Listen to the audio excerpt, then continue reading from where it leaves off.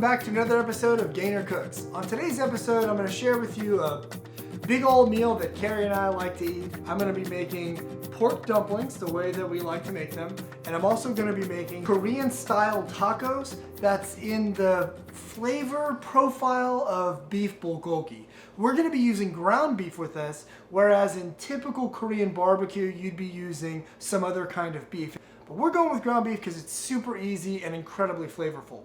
If you do not want to deal with all the work that it takes to make this awesome appetizer with the beef tacos, then you could just make one or the other and split the episode up. What we're going to need for the pork dumplings, which is the appetizer that we're going to have here, we need some coleslaw. We're going to use a typical cheap coleslaw mix. We're also going to have a pound of ground pork, 1 egg to mix into the dumplings with, some garlic, and we need about 3 cups of chicken broth to steam our dumplings with. The final ingredient is this Nasoya vegan wonton wraps.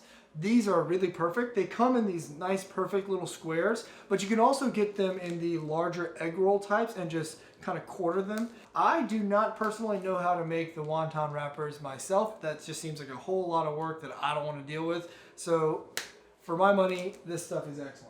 The next thing we're going to be talking about is what's going to go in our beef bulgogi. What we're going to have in our beef bulgogi is we need a 1/4 cup of sugar and we need a tablespoon of brown sugar. If you only have brown sugar, you could use that same amount of brown sugar, or if you only have regular sugar, you use a 1/4 cup of sugar. It's not that important, but the brown sugar adds another level of flavor to the beef bulgogi sauce that we're going to be putting up with. Put my cat away. So what we're going to need for that beef bulgogi is a 1/4 cup of white sugar, a tablespoon of brown sugar, about a 1/4 cup of soy sauce. This recipe calls for sesame seeds, green onions. We'll need about half a teaspoon of ground ginger. If you have regular ginger, you could just kind of shave that in. That would be actually much better than ground ginger. We're also going to use sesame oil, and we're going to use red pepper. You use the amount of red pepper that you need. I'm going to use a ton of red pepper, but you can be a little bit more mild with it if that's what you want. We're also going to need some garlic, and the star of this show is we're going to have some ground beef. We're going to do a pound of ground beef that's 20% lean, that's 80% lean and 20% fat. That would be really gross if it was only 20% and 80% fat. Whatever. We're going to be making the Sriracha Mayo with some mayonnaise, honey, sriracha, and lime juice. I'm going to eyeball it. I'm not going to say exactly how much we're going to use of each of those things in this particular part of the episode, but we'll get there and we'll try to figure it out together. And the last thing that we love to put on our Korean tacos is kimchi. We just buy a trusty, reliable kimchi in the jar. Now these Korean style tacos are going to go really, really awesome on corn tortillas or flour tortillas, but instead we're going to keep this a little bit lighter by having this served with a head of lettuce. We're going to make this like lettuce wraps. So the first step that we're going to need to put everything together is we're going to build our pork dumplings, and that way we can kind of then move on to the bulgogi tacos. All right, let's start putting together our pork dumplings. So we have our pound of pork in here.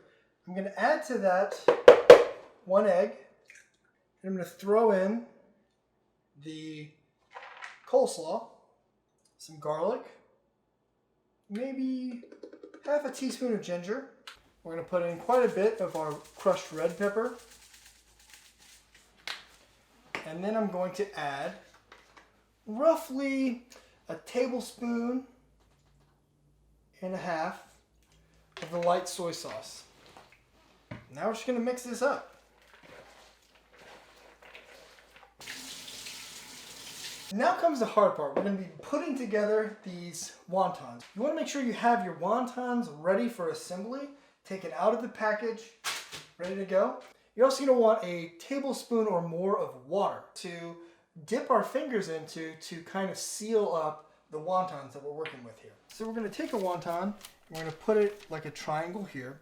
We're going to take a pinch of the stuffing that we're using, about like that, enough to work with.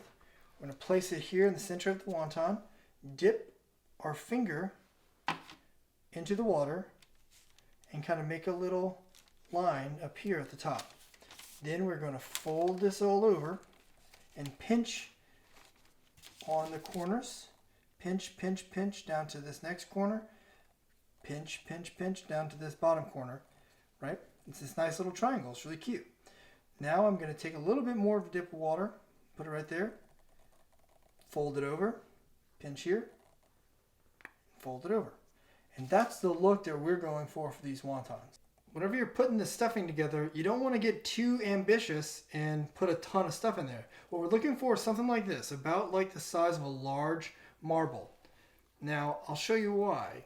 If we get too ambitious, you can mess up your dumplings. So let's say I was doing a full tablespoonful or something like that. Maybe like this, right? Well, I'll show you what happens whenever you do that. You get a little carried away. Oh no. Oh geez, it's a disaster. So yeah, you can't really close off the corners whenever you put in too much. This is going to take forever to do by yourself. So this might be another thing that you want to enlist someone else to help you with. The process of making these dumplings is going to go a little like this.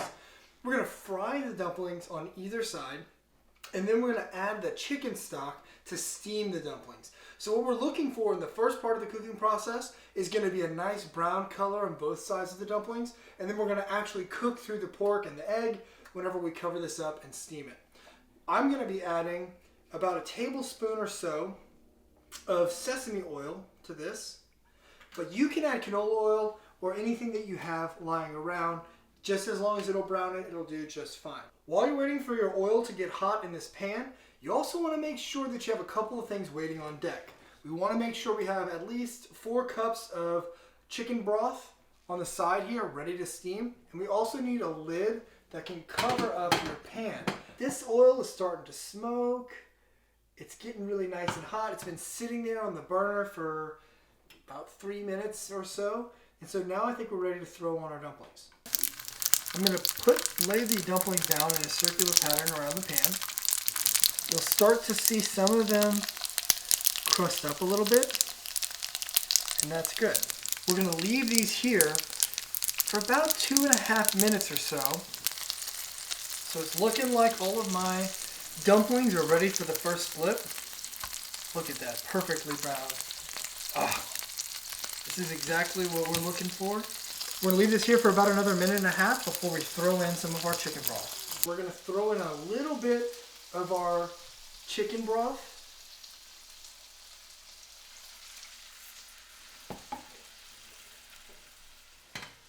I'm going to cover this up, and we're going to let this sit here for about 3 to 5 minutes. 3 to 5 minutes will be perfect to make sure that the pork is cooked completely through your wonton. These guys are looking great. So I'm going to take them off. Look at how great they look. I know it looks like we made a whole bunch of these, but believe me when I tell you, these are not going to last very long in your refrigerator. So with each round, we want to make sure that we're adding about another tablespoon of sesame oil. We're going to start the process all over again. We're going to move our oil around to make sure it covers the entire pan consistently. We're going to heat it up, then we're going to add more, flip it, add the broth, then dump it. This is enough dumplings to feed an army, or maybe just 2 people. I'll let you try it first, and then you be the judge of that. But for now, we're going to throw these in the oven, and we're going to keep them warm. We're going to cook our beef bulgogi and finish up that part of the meal, so we can have these for the appetizer, and then go ahead and have some beef bulgogi afterwards.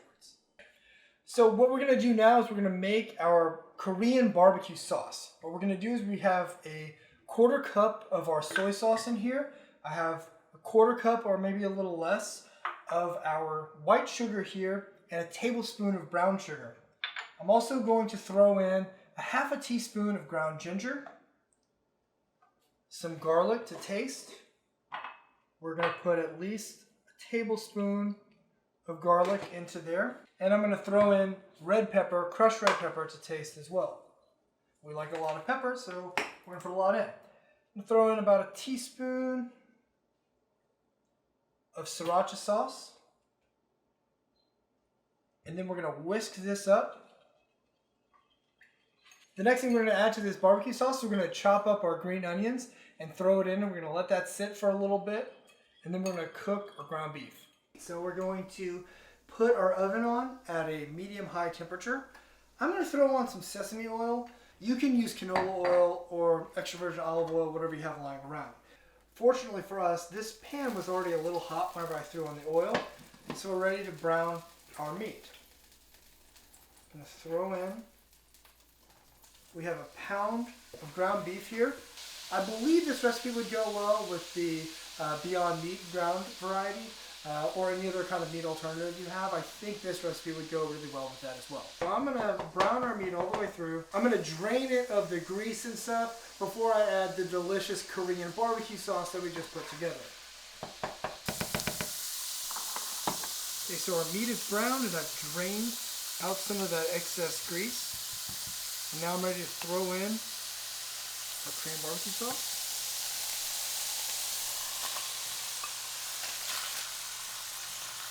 And we're going to cook this until it starts to thicken up just a little bit. The sugar is going to start to activate. Now I'm going to throw in about a tablespoon or more of my sesame seeds. And this is going to cool down for a moment. Then all you have left to do, stir it in. Make sure everything's absorbed through for about a minute or so. Now that our ground beef is cooked and it's waiting for us, we're going to make our Sriracha Mayo. What we're going to do is we're going to throw in about a 1/4 cup of mayo. Then we're going to throw in about 1.5 teaspoons of honey. Next up, we're going to take our lime. And I'm going to add about the juice of 1/4 of a lime. Finally, we're going to add the sriracha. You want to add the amount of sriracha that you're comfortable with. So we're looking for about this color and about this consistency. I added about 1 teaspoon or so of water to this, and so it kind of thinned it up just a bit, but this is going to be perfect for our little tacos. Okay, now everything is ready to go, so it's time to assemble our tacos. We're going to put a nice helping of our beef bulgogi. Then next up, we're going to add a little bit of kimchi. And finally, we're going to drizzle it with that special sriracha sauce that we made. Rinse and repeat. We like to serve our pork dumplings with sweet chili sauce, but this stuff goes really, really great with soy sauce or any other kind of dumpling sauce you have. Well, there you have it, folks. That's our beef bulgogi tacos served with pork dumplings. I hope you like it. I know that we will. It's kind of bittersweet for us because this is the kind of meal that we would make whenever we would invite a bunch of friends over. But unfortunately, we're not in that position to have people over right now. But eating stuff like this reminds us of the good times that we have whenever we're all together with our best friends and family. And it gives us hope for the future whenever we're going to be able to do those sorts of things again. So I hope you and your family or whoever you're around enjoys this recipe. And with that, stay home, stay healthy, and eat well. And dig in. Okay. So you take the little dainty little lettuce wrap, and then you fold it up a little bit, and then you just shove the whole thing in your mouth. So we're going to take a dumpling, we're going to dip it into the sweet chili sauce. I'm going to eat like 100 of them in the next day, so wish me luck.